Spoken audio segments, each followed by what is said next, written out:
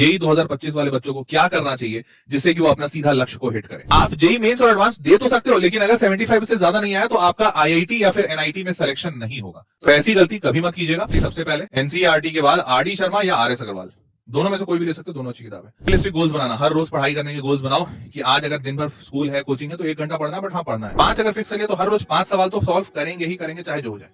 ऐसा दिमाग में होना चाहिए। नमस्कार, आदाब, सत श्री अकाल और खुशामदीद। Very very good evening to all of you people. This is your master DJ Harsh Prem, जो कि आज बात करने वाले हैं कि आप जेडब्ल्यू 2025 को अगर टारगेट कर रहे हैं तो क्या करना चाहिए आपको, किन चीजों का ध्यान देना चाहिए आपको जिससे कि आप सीधा आप अपने लक्ष्य पे पहुंचे, प्रेफरेबली आईआईटी बॉम्बे तक जाएं। ऑब्वियसली अगर आपका प्रेफरेंस, आपका लक्ष्य आईआईटी बॉम्बे से नीचे कोई आईआईटी दिल्ली, आईआईटी कोई और दूसरे आईआईटीज हैं तो आप वहां पे आराम से पहुंच जाएंगे, बिकॉज अगर आप बॉम्बे क्लियर कर लेते हैं तो आप कहीं भी पहुंच जाएंगे। तो आज के इस पूरे सेशन का लक्ष्य यही होने वाला है कि जेई 2025 वाले बच्चों को क्या करना चाहिए जिससे कि वो अपना सीधा लक्ष्य को हिट करें। ठीक है, किन बातों का आपको एक्चुअली में ध्यान रखना है, नंबर्स कितने लाने हैं, नंबर्स कितने आते हैं, जरूरत कितनी होती है, बॉम्बे कितने में मिलता है, बाकी के आईआईटीज वगैरह का क्या स्टेटस है, कितना पढ़ना पड़ेगा, इंपॉर्टेंट चैप्टर्स कौन से हैं, वो सारी चीजें आज के इस सेशन में बात करने वाले हैं A to Z। तो सेशन का हर एक सेकंड जरूर देखिएगा। और देखने के साथ साथ मैं आपको एक बात और बता दूं, देखिए जब आप ये सेशन देख रहे होंगे तो आपको ये बात जरूर महसूस होगी, ये बात की पूरी गारंटी मेरी है कि आपको ये बात जरूर महसूस होगी कि सर कंटेंट मेरे काम का है। और जिस क्षण आपको ये महसूस हो जाए कि सर ये कंटेंट मेरे काम का है, उसी टाइम पे, उसी सेकंड आप इस चैनल को सब्सक्राइब कर लीजिएगा। क्योंकि अगर आप इस चैनल पे सब्सक्राइब रहते हैं तो इस चैनल पे ऐसे काम के बहुत सारे कंटेंट होते हैं जो समय दर समय आपकी मदद करते रहेंगे, टाइम टू टाइम आपको रास्ता दिखाते रहेंगे। आपकी जो भी दिक्कत परेशानी होगी उन परेशानियों को दूर करने का काम मैं करता रहता हूं। तो इसीलिए मेक श्योर कीजिएगा कि आप चैनल पे सब्सक्राइब रहें, सो दैट कि आप कोई भी ऐसा कंटेंट, इंपॉर्टेंट कंटेंट जो आप तक पहुंचना चाहिए सही समय पर, चाहे वो अपडेट हो, चाहे वो मोटिवेशन हो, चाहे वो आपके स्टडी से रिलेटेड टिप्स हो, ट्रिक्स हो, वो सारी चीजें आपके पास वक्त पर पहुंचे। ठीक है, तो मेक श्योर कर लीजिए कि आप चैनल पे सब्सक्राइब हो। सारे लोग सब्सक्राइब कर लीजिए, बिकॉज सब्सक्राइब करने में ऐसे ही पैसे नहीं लगते और आपको अच्छा कंटेंट मिलता रहेगा, इसकी गारंटी मेरी। ठीक है, चलो जी शुरू करते हैं, लेट्स गेट स्टार्टेड। अब सबसे पहले समझिए, जेडब्ल्यू मेंस 2 अटेम्प्ट में होता है, एक जनवरी अटेम्प्ट होता है और एक अप्रैल अटेम्प्ट होता है। हालांकि हर बार ये जनवरी में ही हो ऐसा जरूरी नहीं है, लेकिन जनरली पिछले साल भी जनवरी में हुआ था, इस साल भी अभी 2024 में जो होगा उसके डेट्स भी जनवरी के ही निकले हुए हैं। तो जनवरी में पहला अटेम्प्ट होता है, मतलब आपके बोर्ड एग्जामिनेशन से ठीक पहले, करीबन मतलब बोर्ड एग्जामिनेशन बच्चों का फरवरी या मार्च में होता है, तो जनवरी में पहला अटेम्प्ट करते हैं। और जैसे ही बोर्ड एग्जामिनेशन खत्म हो जाता है, बोर्ड एग्जामिनेशन खत्म होने के कुछ 2 हफ्तों के बाद आपका सेकंड अटेम्प्ट लिया जाता है। ठीक है, ऐसा सा सिनेरियो हमेशा से बना हुआ है। जेडब्ल्यू एडवांस उसके बाद जनवरी और अप्रैल में जब ये हो जाता है तो इसका रिजल्ट करीबन मई एंड में या जून फर्स्ट वीक, मिड वीक में आता है। तो जब जून में इसका रिजल्ट आता है तो उसके बाद जो बच्चे क्वालिफाई करते हैं वो एडवांस देते हैं। एडवांस जुलाई फर्स्ट वीक में हो जाता है कई बार, जैसे इस बार तो जून के नहीं, इस बार भी जुलाई में ही हुआ था। हाँ नहीं, इस बार जून में हुआ था, हाँ जून में हुआ था भाई, जुलाई नहीं, जुलाई में हुआ था। ये जून जुलाई में मैं बार बार भूल जाता हूँ, लेकिन इस बार भी जुलाई फर्स्ट वीक में हुआ था, 5 जुलाई का डेट था। बोर्ड्स में 75% से ज्यादा का क्राइटेरिया लगा हुआ है एडवांस देने के लिए। मतलब क्या कि जो बच्चा जेडब्ल्यू मेंस दे दिया है, मेंस तो वैसे सब कोई दे सकता है, लेकिन मेंस और एडवांस देने के लिए एडवांस भी आप दे सकते हो, बट मेंस और एडवांस में एक क्राइटेरिया लगा हुआ है, क्या कि आपके बोर्ड एग्जामिनेशन में 75% या उससे अधिक नंबर आने चाहिए एग्रीगेट में, टोटल में, सिर्फ पीसीएम की बात नहीं हुई है। और ये टोटल में कैसे जोड़ेंगे ये लोग? फिजिक्स, केमिस्ट्री, मैथ्स और इंग्लिश, ये 4 सब्जेक्ट मैंडेटरी है। इसके अलावा एक सब्जेक्ट और लेंगे जिसमें भी आपका हाईएस्ट मार्क्स हो, इनके अलावा। तो ये 4 सब्जेक्ट तो लेंगे ही, चाहे इसमें हाईएस्ट हो चाहे लोएस्ट हो। इनके अलावा कोई एक सब्जेक्ट लेंगे जिसमें भी हाईएस्ट हो। ये 5 सब्जेक्ट मिला के आपका एग्रीगेट 75% से ज्यादा आना चाहिए, तभी आप जेई मेंस और एडवांस दे तो सकते हो, लेकिन अगर 75 से ज्यादा नहीं आया तो आपका आईआईटी या फिर एनआईटी में सिलेक्शन नहीं होगा। मतलब आईआईटी या एनआईटी की कोई भी सीट आपको मिलेगी ही नहीं। तो इसीलिए जरूरी है कि 75% क्राइटेरिया हो। ठीक है, समझ गए। इनफैक्ट इस साल ऐसा हुआ है बहुत सारे बच्चों के साथ कि जिनका जेई एडवांस भी निकल गया है, या जेई एडवांस में बहुत अच्छा लाए, सॉरी मेंस बहुत अच्छा लाए हैं, एडवांस में तो बैठने ही नहीं दिया जाता है, मेंस बहुत अच्छा लाए हैं। मेंस में उनके 75 मतलब 99.75% मार्क्स आए हैं, बट उसके बाद भी वो एडवांस नहीं दे पा रहे हैं, आईआईटी नहीं मिलेगा, एनआईटी भी नहीं मिलेगा। तो ऐसा बहुत के साथ हुआ है। इसीलिए इस साल से हर बच्चा हर बच्चा, इवन जेई 2024 वाला बच्चा बहुत ज्यादा फोकस्ड है कि बोर्ड को पहले क्लियर करना है। बोर्ड एग्जामिनेशन अगर क्लियर नहीं है तो वो बच्चा आगे जा ही नहीं रहा है। और इसीलिए आपको आश्चर्य होगा, पिछले साल से तक क्या होता था पता है? हर बच्चा क्लास 11 से डे 1 से सबसे पहले अपना जेडब्ल्यू पे फोकस करता था। बोलता था अगर बोर्ड्स नहीं भी हुआ होता क्या हो गया, 60% नंबर आएगा, कोई दिक्कत नहीं। लेकिन अब वही बच्चा अपना पूरा फोकस चेंज कर लिया है। सबसे पहले वो एनसीईआरटी और आरएस अग्रवाल खत्म कर रहा है और बोल रहा है एनसीईआरटी आरएस अग्रवाल पहले हो जाए, अच्छी बात है, भले मेरे को जेडब्ल्यू के लिए ड्रॉप लेना पड़े या भले मेरे को जेडब्ल्यू में आईआईटी ना मिले, एनआईटी मिल जाए, लेकिन मिलेगा तो कम से कम। अगर 75 आया तो वो मिलेगा भी नहीं। तो इसीलिए बहुत ज्यादा मेजर शिफ्ट देखा गया है बच्चों का। अब बच्चा बोर्ड की तरफ ज्यादा रुझान कर रहा है, चाहे वो स्टेट बोर्ड में हो चाहे वो सीबीएसई में हो। आगे बढ़ते हैं, अब फेमिलियर होते हैं जेडब्ल्यू के सिलेबस से। तो ध्यान दीजिए, ध्यान से समझिएगा। तो जेडब्ल्यू में कौन कौन से सब्जेक्ट होते हैं? मैथ्स होता है, फिजिक्स होता है, केमिस्ट्री होता है। सब में 20-20-20 सवाल आते हैं सेक्शन ए में, और सेक्शन बी में 10-10-10 सवाल आते हैं, जिसमें से 5 बनाने होते हैं। वापस बता रहा हूं, subject math, physics, chemistry, PCM होता है। 2 सेक्शन में आता है सारे subject, section A, section B. Section A में 20-20-20 सवाल सबके फिक्स हैं। ये सारे सवाल एमसीक्यू होते हैं और इतने सवाल आपको बनाने ही हैं। सेक्शन बी में सारे के सारे न्यूमेरिकल टाइप के क्वेश्चंस होते हैं। न्यूमेरिकल आंसर मतलब, न्यूमेरिकल आंसर मतलब इसका 1, 2, 20, 50, 100 ऐसा कुछ आंसर आएगा, बट डिजिट में आएगा और आपको आंसर भरना भी डिजिट में है। इसमें 10 सवाल दिए जाते हैं, 10 में से आपको कोई 5 ही बनाने होते हैं। मैथ में भी उतना ही, फिजिक्स में भी उतना ही, केमिस्ट्री में भी उतना ही, 10 में से 5 बनाने हैं। तो कुल मिला के 20 और 10 30 सवाल आते हैं, लेकिन आपको बनाने होते हैं 25। 25/30 हर जगह होगा। 25/30 मतलब 30 सवाल आएंगे, 25 बनाने होंगे। क्लियर? और इसीलिए 25-25-25 75 सवाल आपको बनाने होते हैं। आते हैं 90 सवाल टोटल क्वेश्चंस। नंबर की देखें तो 4 नंबर मिलते हैं सही सवाल के लिए, -1 मिलता है गलत आंसर देने के लिए, और 0 नंबर मिलता है अगर आपने सवाल को छोड़ दिया है। ठीक, ये भी क्लियर है। आगे बढ़ते हैं, पेपर 1। अब ये जेई मेंस का था, तो आपको बता दूं जेडब्ल्यू मेंस का ये पेपर पैटर्न है। अगर किसी बच्चे को नहीं पता है कि सर मेंस क्या होता है, एडवांस क्या होता है, तो जेडब्ल्यू एग्जामिनेशन जो होता है, जॉइंट एंट्रेंस एग्जामिनेशन, जिसके थ्रू आप बच्चा आईआईटी में, एनआईटी में जाता है, ये 2 लेवल में होता है। सबसे पहला लेवल होता है जेई मेंस। जेई मेंस में कोई भी बच्चा कहीं भी, किसी भी देश का, किसी भी देश का नहीं, सॉरी, इंडिया का कहीं भी किसी भी कोने का बच्चा भर सकता है। इस एग्जामिनेशन को भरने के बाद, इस एग्जामिनेशन में ये पूरा पेपर पैटर्न होता है। इस एग्जामिनेशन में जितने भी बच्चे भर रहे हो, 1 लाख, 2 लाख, 5 लाख, 10 लाख, 20 लाख, जो भी, इसमें से सिर्फ 2.5 लाख बच्चे, 2.5 लाख स्टूडेंट्स हर साल क्वालिफाई होते हैं जेडब्ल्यू एडवांस के लिए। किसके लिए? JW advance. तो ये बेसिकली एडवांस जो है वो सेकेंड लेवल का एग्जामिनेशन है, फर्स्ट लेवल का ये है। और इसको क्लियर करने के बाद अगर आप टॉप 2.5 लाख स्टूडेंट्स में हैं, तभी आप एडवांस दे सकते हैं, नहीं तो आप दे भी नहीं सकते। ठीक है? अब आपको बता दूं, हो सकता है आपका जेई मेंस में बहुत अच्छा नंबर आया, बहुत अच्छा, मतलब मान लीजिए आपने 100 परसेंटाइल ले आए। अब 100 परसेंटाइल का मतलब क्या होता है, परसेंटाइल का भी डिस्कस करेंगे, लेकिन मान लीजिए आपने 100% नंबर ले आए, बट आपका एडवांस में अच्छा नंबर नहीं आया, तो आपको आईआईटी नहीं मिलेगा। क्यों? क्योंकि एडवांस एग्जामिनेशन के थ्रू ही बच्चा आईआईटी में जाता है। आईआईटी के लिए इस बच्चे को यहीं जाना पड़ता है, इस एग्जामिनेशन से कुछ नहीं होता। हाँ, लेकिन इस एग्जामिनेशन से कहां जाता है बच्चा, फिर क्या होता है? तो इस एग्जामिनेशन से आईआईटी के अलावा सारे जगह इस एग्जामिनेशन से जाता है, जैसे एनआईटी, जैसे IIIT, जैसे दूसरे गवर्नमेंट फंडेड टेक्निकल इंस्टीट्यूट्स, जैसे और भी कोई प्राइवेट इंस्टीट्यूट या और कोई सेमी गवर्नमेंट इंस्टीट्यूट, सब जगह जेई मेंस लिया जाता है।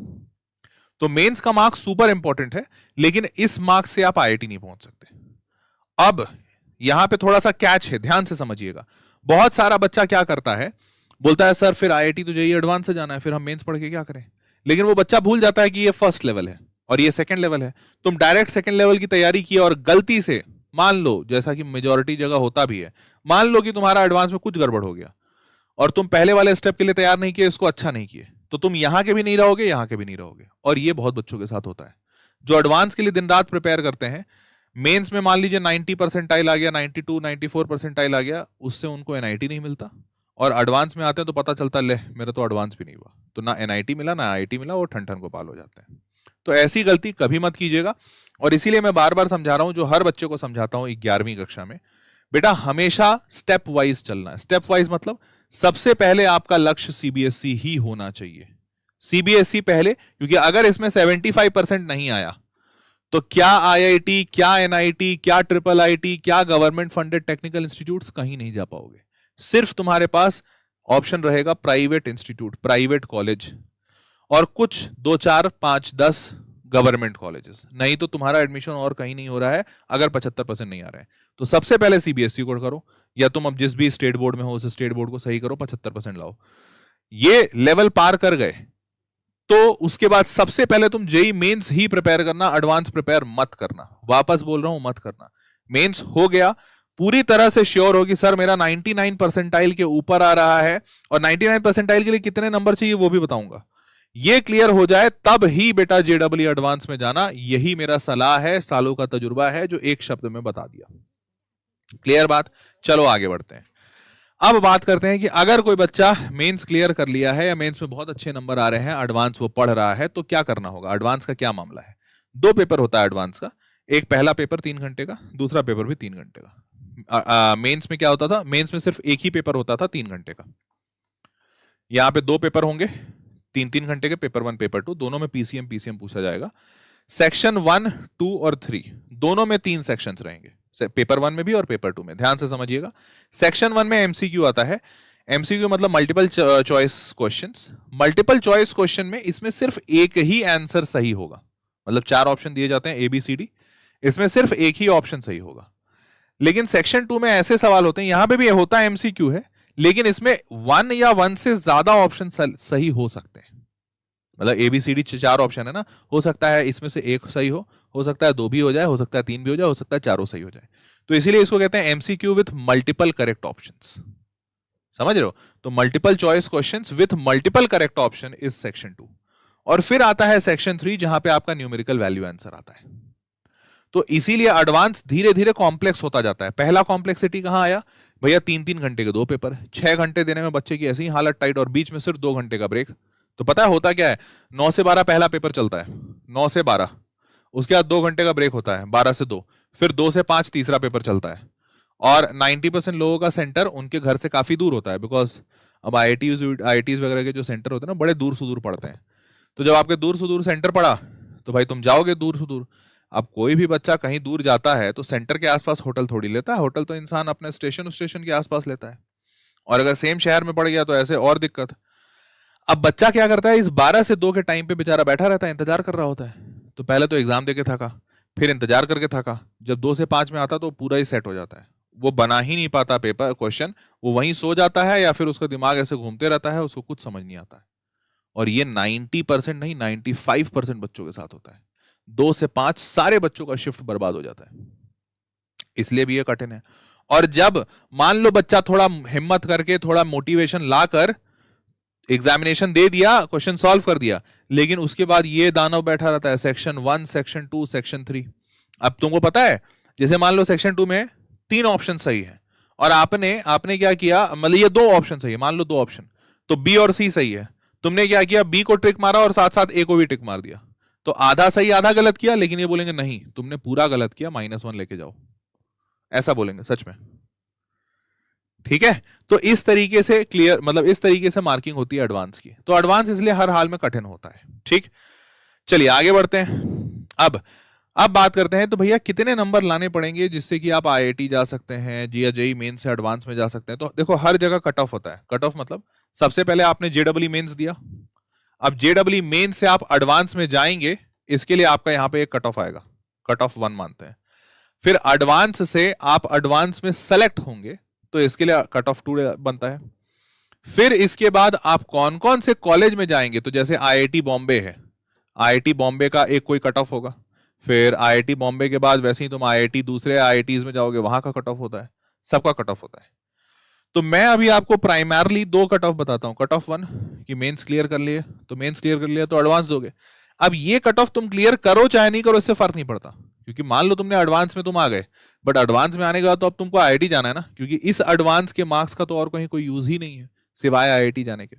तो IIT में कौन से IIT का कट ऑफ जानना है, ये देखना होगा। तो अब जैसे मान लो IIT बॉम्बे सबका टॉप, सबसे टॉप का लेके चलते हैं कि कितना करना होगा। तो चलो बताता हूं क्या करना होगा। तो जेईई मेंस में सबसे पहले आपको क्या करना होगा कट ऑफ 1 क्लियर करने के लिए। तो जेईई मेंस में देखो ये है कट ऑफ लिस्ट, मतलब 99.5 परसेंटाइल लाने के लिए JEE मेंस में जेई मेंस की बात कर रहे हैं, आपको 206 नंबर लाने पड़ते हैं 300 नंबर में से।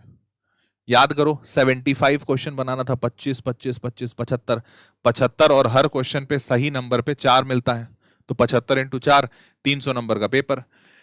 300 में अगर 206 नंबर लाते हो तो तुम्हारा 99.5 परसेंटाइल होता है। हो सकता है कुछ बच्चों को ना पता हो परसेंटाइल क्या होता है। परसेंटाइल का मतलब कि जितना परसेंटाइल आया है ना, मतलब तुम उतने बच्चों को पीछे कर दियो। जिससे 99.5 परसेंटाइल मतलब जितने बच्चे दे रहे हैं एग्जामिनेशन उसमें से 99.5% बच्चे तुमसे पीछे हैं। मतलब एग्जाम्पल के तौर पे अगर 10 लाख बच्चे दे रहे हैं, 10 लाख बच्चे एग्जामिनेशन दे रहे हैं और तुम्हारा 99.5 परसेंटाइल आया है, इसका मतलब 1% में 10,000 हो जाएगा, आधा % में 5,000, मतलब तुम टॉप 5,000 बच्चों में हो। मतलब तुमने 9,95,000 बच्चों को पीछे छोड़ा है।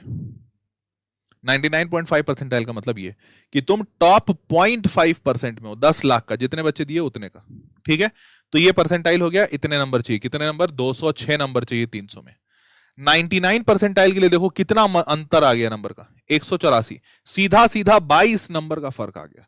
22 नंबर में आप 5,000 बच्चों से पीछे हो जा रहे हैं, क्योंकि 99 परसेंटाइल मतलब आप टॉप 10,000 स्टूडेंट्स में, टॉप 10,000। यहां तक बढ़िया है, यहां तक बढ़िया मतलब अगर तुम 99 परसेंटाइल में रहते हो तो तुमको एक ठीक ठाक एनआईटी भी मिल जाएगा और यहां से तुम आईआईटी में जाने का भी एक अच्छा डिसेंट चांस बनता है।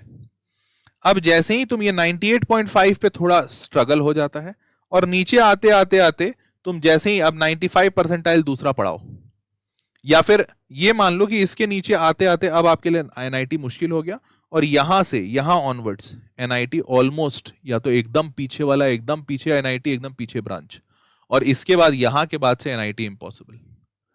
96 परसेंटाइल पे हो तुम, ध्यान से समझो, 96 परसेंटाइल का मतलब देश के 96% बच्चों से तुम आगे हो, लेकिन इसके आगे भी मैं कह रहा हूं एनआईटी ऑलमोस्ट इंपॉसिबल हो जाता है। इतना कंपटीशन है बेटा, 129 नंबर के आसपास। ठीक है, 129 नंबर के आसपास बहुत कठिन है अब आपको मिलना कोई भी। अब अगर कुछ कैटेगरी, ये जनरल का बता रहा हूं, हाँ पहले बता दूं जनरल का बता रहा हूं, अब कुछ कैटेगरी लग गया तो हो सकता है तुमको 90 नंबर 100 नंबर पे भी मिल जाए, कोई बड़ी बात नहीं है। उसके बाद नीचे आते जाओ, 90 percentile is 82 marks, 82 82 out of 300। 300 number में अगर 82 नंबर सिर्फ ले आते हो तो तुमको ऑलमोस्ट 90 परसेंटाइल मिल जाएगा।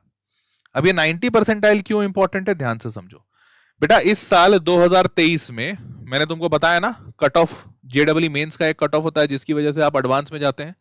तो ये जो कट ऑफ 1 जेई मेंस में तुमको कितने परसेंटाइल चाहिए जिससे तुम एडवांस में जाओगे, तो 2023 का ये जो कट ऑफ है दिस इज 90.77 परसेंटाइल। मतलब ऐसा बच्चा 90 परसेंटाइल वाला कितना था, 82, तो मैं मान लेता हूं इतने पे 83 पे आया होगा। तो ऐसा बच्चा जो 83 या 84 मार्क्स से कम लाया है आउट ऑफ 300, वो बच्चा जेडब्ल्यू एडवांस में बैठ नहीं सकता। ये बता रहा हूं 2023 का डेटा। क्लियर बात, समझ गए? अब आगे बढ़ते हैं, आगे बढ़ते हैं। तो अब तुमको ये बात भी समझ में आ गई होगी कि जेई मेंस में कितने नंबर चाहिए। मिनिमम कम से कम 80, मतलब मिनिमम 80-83 नंबर तो इस साल का है, तुम अगले साल के लिए 85 या 90 नंबर मान के चलो कि आपको मिनिमम 90 मार्क्स चाहिए आउट ऑफ 300 जिससे आप एडवांस लिख सकें। लेकिन वैसे फैक्ट के तौर पे बताता हूं, 90 नंबर चाहिए 300 में, अगर तुम इतना लाए हो तो एडवांस तुम्हारे लिए बहुत टेढ़ी खीर है। क्योंकि भैया एडवांस में कौन कौन बच्चा बैठा हुआ है, सोचो 10 परसेंटाइल, मतलब अगर 90 परसेंटाइल पे तुम्हारा एडवांस हो गया है तो 10 परसेंटाइल का मतलब होता है 1 लाख बच्चा, और रिजर्वेशन करके वो 2.5 लाख कर देते हैं। तो जनरल वाला 1 लाख बच्चा बैठा है तुम्हारे से आगे, 1 लाख जनरल का बच्चा और बाकी कैटेगरीज वाला। और आईआईटी के लिए सीट कितनी है? आईआईटी के लिए सीट है सिर्फ 16,000 और आईआईटी में एडवांस दे कितने रहे हैं, 2.5 लाख। 2.5 लाख में 16,000 में सीट निकालना है आपको। तो अभी गेम आसान नहीं है, अभी तो गेम बहुत कठिन बाकी है। इसलिए मैंने बोला कि आप 99 परसेंटाइल अगर एम करते हो ना तो तुम सेफर साइड में हो, तब यहां से आपको एनआईटी मिल जाएगा। क्लियर? चलिए आगे और बताते हैं। अब सब्जेक्ट वाइज परसेंटाइल देखते हैं कि कौन से सब्जेक्ट में कितना नंबर लाना पड़ता है जिससे कि आप 99 परसेंटाइल पे पहुंच जाएं। तो यहां तक मैंने आपको बता दिया कि भाई ये है आपका cut off for JEE advance लिखने के लिए। बट रियलिटी में आपका कट ऑफ ये है कि इतने कट ऑफ तो कम से कम इतना नंबर तो आना चाहिए जिससे एनआईटी तो सिक्योर हो जाए पहले लेवल में। एनआईटी सिक्योर है तब अब आप आईआईटी के लिए काम करो। क्लियर?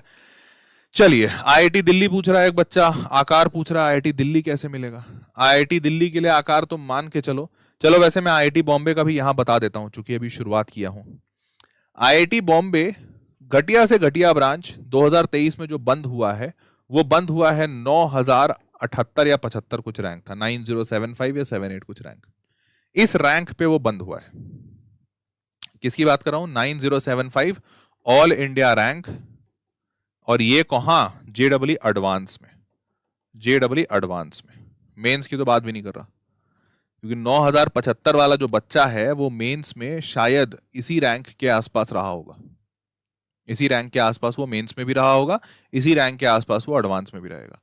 तो अगर मैं मेंस का ही रैंक मान लूं कि एडवांस का है, एडवांस का मतलब ज्यादा कठिन है, मैं मानता हूं कि नहीं चलो मेंस में ही है, मेंस में तुमको इतना रैंक लाना है, तो मतलब बेसिकली तुमको टॉप 10,000 में आना है। टॉप 10,000 में मतलब आपका हर हाल में 99.1 परसेंटाइल से ज्यादा आना चाहिए मेंस में, 99.1 परसेंटाइल से ज्यादा नंबर आने चाहिए, मतलब आपका हर हाल में 190 के आसपास से ज्यादा होना चाहिए। समझ पा रहे हो? तो इस लेवल का आपको पढ़ाई करना है। अभी आगे बढ़ते हैं, अब सब्जेक्ट वाइज परसेंटाइल देखते हैं। तो देखो, फिजिक्स, केमिस्ट्री और मैथ्स। अब फिजिक्स, केमिस्ट्री और मैथ्स का डिफिकल्टी लेवल अलग होता है, इसीलिए इनके परसेंटाइल अलग होते हैं। पर मतलब क्या? तो देखो, फिजिक्स भी 100 नंबर का होता है, 100 मार्क्स का फिजिक्स आता है।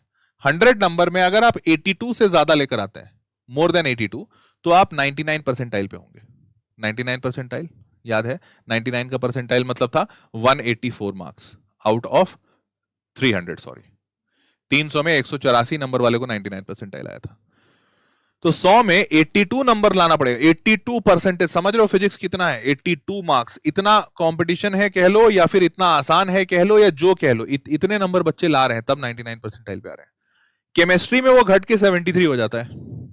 100 में बच्चे 73 नंबर के आसपास लाते हैं तब जाके उनको 99 परसेंटाइल आता है। लेकिन मैथमेटिक्स देखो, मैथमेटिक्स में 99 परसेंटाइल सिर्फ 53 नंबर पे आ जाता है, ओनली 53। अब ये कह लो कि सर यहां अपॉर्चुनिटी बहुत ज्यादा है, या फिर ये कह लो कि सर यहां कठिनाई बहुत ज्यादा है, ये तुम्हारे सोच के ऊपर है।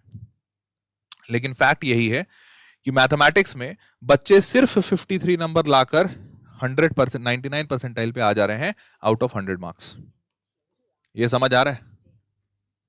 मजा आ रहा होगा है?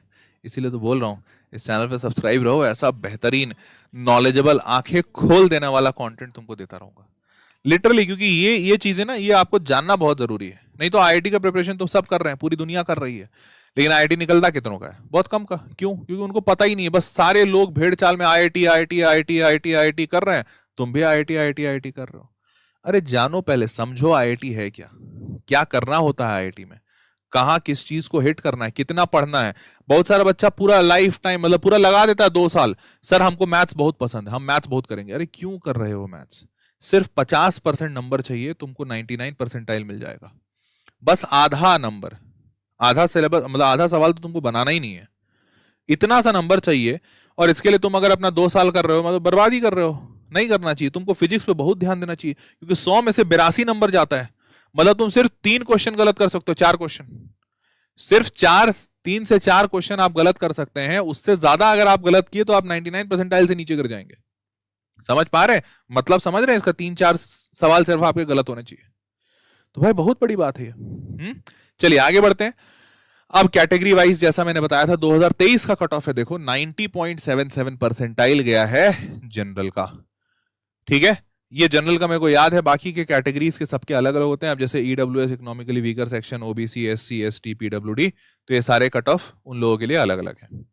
क्लियर? अब आगे बढ़ते हैं। ये कट ऑफ हर साल बदलता रहता है, बट कितना बदलता है ये जानना समझना जरूरी है। जैसे 2019 प्री कोविड में 89.75 परसेंटाइल था जनरल का। कोविड आया 90.37 परसेंटाइल। कोविड बहुत ज्यादा तेज जब अपने प्रचंड पे था तो 87.9 हुआ था, और 2022 में वापस 88.41। कोविड पूरा खत्म हो गया 2023 में तो 90.77 वापस। दिख रहा है? तो पैटर्न तुमको दिख गया होगा। 89, 90, फिर घटा, फिर बढ़ा, मतलब घटे भी तो मिनिमम से मिनिमम 87 परसेंटाइल, जो कि अब वापस नहीं होने वाला क्योंकि कोविड एक्स्ट्रा ऑर्डिनरी सिचुएशन था।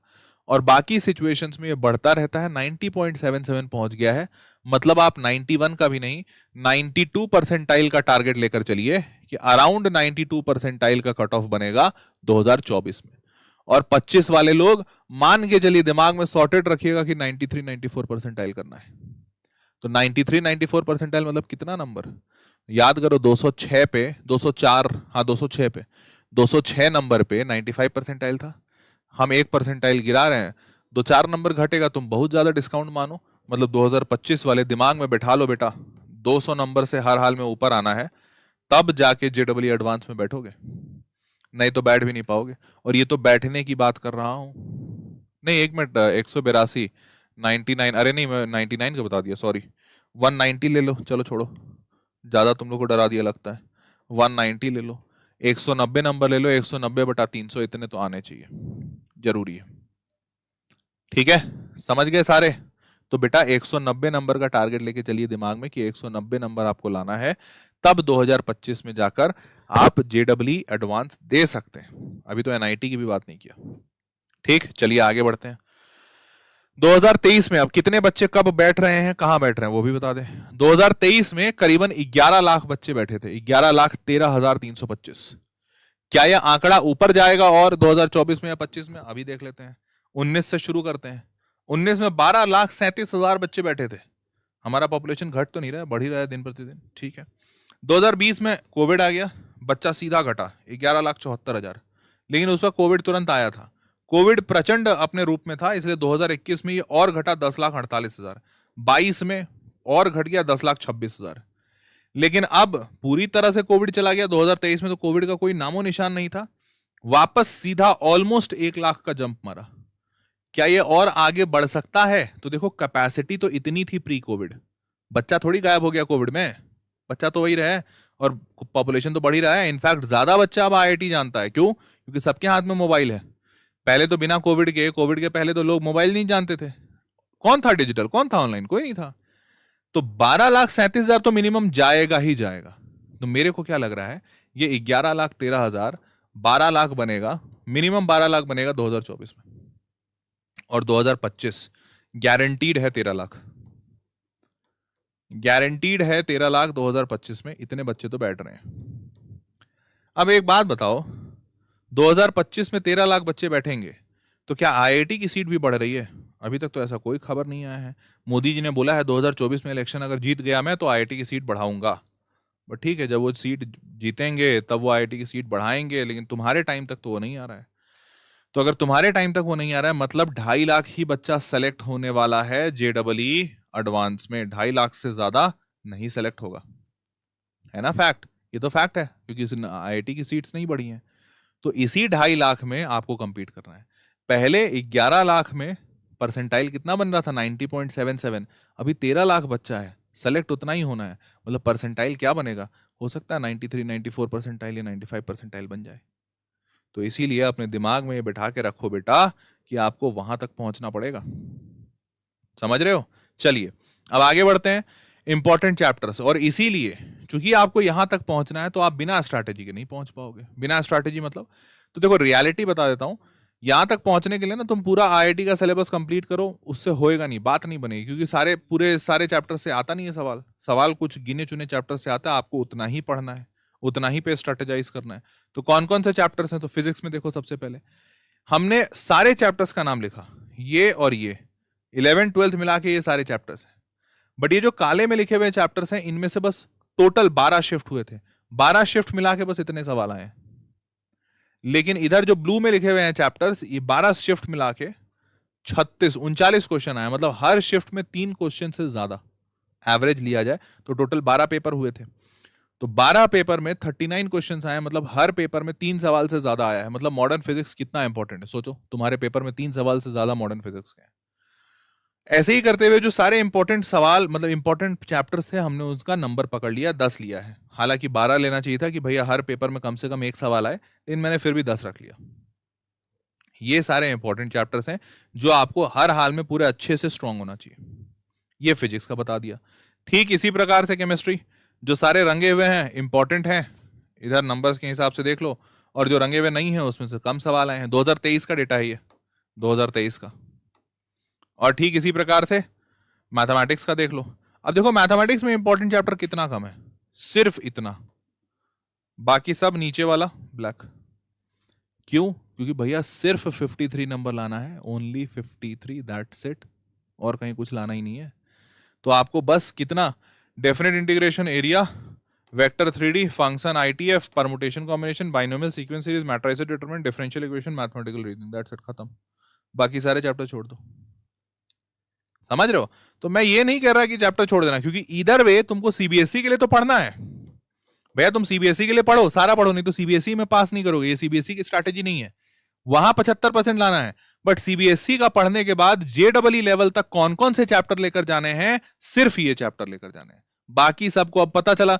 स्ट्रेट लाइंस को मैं बता रहा हूं, इसी चैनल पे तुम जाके चेक करना, मैंने 2021 में स्ट्रेट लाइंस पढ़ाया था बच्चों को आईआईटी के लिए। 22 लेक्चर्स, 21 लेक्चर्स लिए थे, 21 लेक्चर्स, 21 घंटे में स्ट्रेट लाइंस पढ़ाया हूं मैंने। 2023 में बच्चों को स्ट्रेट लाइन पढ़ाया ही नहीं। क्यों? क्या करूंगा पढ़ा के? स्ट्रेट लाइंस 21 घंटे लगे पढ़ाने में, और सवाल कितना आया? 12 पेपर में 6, मतलब 2 पेपर हुआ, 2 में से किसी एक पेपर में आया, मतलब बहुत सारे बच्चों को तो पेपर में आया ही नहीं। फिर क्या करूं पढ़ा के? उससे बेहतर ये वाला 21 घंटे का टाइम मैं किसी और चैप्टर में लगा दूं, तो बच्चे का मतलब क्लियर करने के चांसेस बढ़ गए। समझ रहे हो? तो ये स्ट्रैटेजी आपको लगानी पड़ेगी। अगर आप ये स्ट्रैटेजी नहीं लगाते हो, you are out of the game. समझ रहे हो? चलिए जी, तो ये क्या विच, अच्छा, अब कौन सी किताबें आपको ध्यान में रखनी चाहिए? तो देखो, फिजिक्स में सबसे पहले, फिजिक्स हो चाहे केमिस्ट्री हो चाहे मैथमेटिक्स हो, बेटा एनसीईआरटी तुम्हारा मक्का मदीना होना चाहिए। मतलब इसमें अगर कोई मास्टर तुमको कहे ना यार एनसीईआरटी से क्या होता है, उसी सेकंड तुम ये फैसला ले लेना कि इसके पास नहीं पढ़ना है, उसी सेकंड फैसला ले लेना। सच बता रहा हूं, एनसीईआरटी मतलब तुम्हारा भगवान। क्यों? अरे आईआईटी निकल जाएगा, मान लेते हैं, मान लो आईआईटी निकल गया और 75 नहीं 74.8 पे भी अगर अटक गए ना, तो ना सुप्रीम कोर्ट ना हाई कोर्ट, कोई कोर्ट भी मदद नहीं करेगा, तुम लटक ही जाओगे। और फिर अगला साल क्या करना पड़ेगा पता है? या तो किसी स्टेट बोर्ड से एग्जामिनेशन दो वापस से 12th का, या तो एनआईओएस से फॉर्म भरो वापस से 12th का, फिर से 12th दो, और 12th में इसकी मार्कशीट लगाओ, और वापस फिर से आईआईटी दो, क्योंकि पिछला वाला मार्क्स गया खत्म, वापस से आईआईटी दो, और उसके बाद आईआईटी जाओ। क्यों करना चाहोगे तुम ये? तो एनसीईआरटी 200% मैंडेटरी। एनसीईआरटी के बाद, जैसे यहाँ पे fundamentals of physics, Halliday, Resnik, walker और IHC वर्मा दिया हुआ है, ये तुम्हारे आईआईटी के लिए है। अगर तुम बोर्ड पहले कर रहे हो तो एनसीईआरटी के बाद आपका हर सब्जेक्ट में एक स्कूल का बुक होता है जहां से मेजॉरिटी क्वेश्चंस पूछे जाते हैं, उस बुक को ध्यान में रखिएगा। फिजिक्स में तो जनरली वो एनसीईआरटी से ही होता है मेजॉरिटी। मैथमेटिक्स में RS अग्रवाल को मैं रेकमेंड करता हूँ। केमिस्ट्री में क्या करोगे? ऑर्गेनिक केमिस्ट्री में ये सारे आईआईटी का बता रहा हूँ, नहीं तो सीबीएसई के लिए सबसे पहले तो एनसीईआरटी मस्ट है। एनसीईआरटी के बगैर तो बढ़ो नहीं आगे। ऑर्गेनिक में ओपी टंडन ले लेना, ऑर्गेनिक केमिस्ट्री में पीटर स्काइस और मॉरिसन बॉयड। ये धीरे धीरे आगे बढ़ते हुए लेवल के अनुसार है। एकदम बेसिक करना है तो ओपी टंडन, फिर उससे ऊपर पीटर साइक्स, और उसके बाद मॉरिसन बॉयड। फिर आगे फिजिकल केमिस्ट्री में फिर वापस ओपी टंडन, RC मुखर्जी या फिर PW एटकिंस। और फिर तीसरे में इनऑर्गेनिक में भाई सिर्फ एनसीईआरटी से हो जाता है, इवन आईआईटी भी सिर्फ इतने से हो जाता है। मैं खुद इतने ही पढ़ा था। इनऑर्गेनिक में RK गुप्ता या फिर JD ली सबसे बेस्ट बुक, लेकिन वो काफी हाई लेवल की है। और मैथमेटिक्स की बात करें तो RD शर्मा। एनसीईआरटी सबसे पहले, देखो मैंने यहाँ अलग से नाम लिखवाया, एनसीईआरटी सबसे पहले, एनसीईआरटी के बाद RD शर्मा या RS अग्रवाल, दोनों में से कोई भी ले सकते हो, दोनों अच्छी किताब है बोर्ड्स के लिए। उसके बाद जब ये हो जाए तब TMH का JEE एडवांस वाला, और या फिर प्रॉब्लम प्लस इन IIT मैथमेटिक्स दास गुप्ता, या फिर अरिहंत, जो भी चाहो तुम ले सकते हो। ठीक है, अब कैसे पाना है तो जल्दी से 3-4 तरीके बता देता हूं जो तुमको ध्यान रखना है पूरे प्रिपरेशन में। जल्दी से सुन लेना। Set your goals first. सबसे पहले अपना गोल क्लियर करो, तुमको करना क्या है। सबसे ज्यादा फिजिक्स में ध्यान देना है, फिर केमिस्ट्री, फिर मैथ्स। मैथ्स में सबसे कम नंबर लाने हैं क्योंकि बहुत कठिन होता है, बहुत ज्यादा कठिन। और रियलिस्टिक गोल्स बनाना, हर रोज पढ़ाई करने के गोल्स बनाओ कि आज अगर दिन भर स्कूल है, कोचिंग है तो 1 घंटा पढ़ना है, बट हाँ पढ़ना है। ऐसा नहीं कि स्कूल भी है, कोचिंग भी है, फिर भी मैं 6 घंटा पढ़ूंगा, पॉसिबल नहीं है। रियलिस्टिक गोल बनाना, फ्लेक्सिबल रहना, अगर कभी कुछ ऊपर नीचे रहे, चेंजेस करने रहे तो फ्लेक्सिबल रहिए, उसको चेंज कीजिए। इंक्लूड ब्रेक्स, अपने पढ़ाई के जो भी रूटीन बनाओगे उसमें ब्रेक जरूर डालना, क्योंकि अगर ब्रेक नहीं डालते हो तो प्रैक्टिकल टाइम टेबल नहीं बनेगा, बिकॉज तुम ब्रेक लोगे ही लोगे। ठीक, ट्रैक योर प्रोग्रेस, और हर वक्त लिखिएगा जरूर, आज खत्म हुआ दिन तो आज पूरे दिन में मैंने 10 सवाल बनाए, 10 क्वेश्चंस, तो अगले दिन का टारगेट होना चाहिए कि 10 में एक ही बढ़े, लेकिन 11 क्वेश्चन कम से कम एक सवाल तो बढ़ाऊं, ताकि प्रोग्रेस दिखे। नहीं ट्रैक करोगे तो प्रोग्रेस दिखेगा नहीं। Consider your strengths and weakness on each subject, her subject में बच्चा किसी चीज में अच्छा होता है, किसी में खराब होता है, उससे लड़ने की आवश्यकता नहीं, सबसे पहले उसको जानो, क्योंकि जानोगे तब तुमको पता रहेगा ये मेरा स्ट्रांग है, ये मेरा वीक है। स्ट्रांग पे ज्यादा, मतलब स्ट्रांग है अच्छा तो उस पर कॉन्फिडेंट रहना है, वीक पे थोड़ा काम करना है। Don't give up attitude, attitude यही होना चाहिए कि गिव अप नहीं मारना है। ठीक है, चलिए आगे बढ़ते हैं, आगे बढ़ते हैं। अब व्हाट वर्क्स फॉर यू, ये आपको पता होना चाहिए। आपको ऑफलाइन कोचिंग अच्छा लगता है या ऑनलाइन अच्छा लगता है या यूट्यूब से पढ़ते हो, कोई एक डिसाइफर कर लो कि ये मेरे लिए सबसे बेस्ट है और वहां पे फुल फोकस डालो। मैं नहीं कहता यूट्यूब से पढ़ो, मैं नहीं कहता ऑनलाइन पढ़ो, मैं नहीं कहता ऑफलाइन पढ़ो, जहां तुम्हारा मन करे वहां पढ़ो, बट एक जगह फोकस्ड हो जाओ। तो फोकस कीजिए, आप सबसे पहले जानिए आपके लिए सबसे अच्छा काम क्या कर रहा है। नेक्स्ट, मॉर्निंग पर्सन हो या नाइट पर्सन, ये भी जानना आपको जरूरी है। दूसरे के हिसाब से मत चलना। हर जगह, इवन मैं भी यूट्यूब पे बनाता हूँ वीडियो कि यार मॉर्निंग में सुबह उठो, अच्छी बात है, लेकिन अगर तुमसे सुबह नींद नहीं खुलती और रात भर नींद आती नहीं है तो तुम नाइट पर्सन हो, रात को पढ़ो, सुबह करने की कोई जरूरत नहीं है।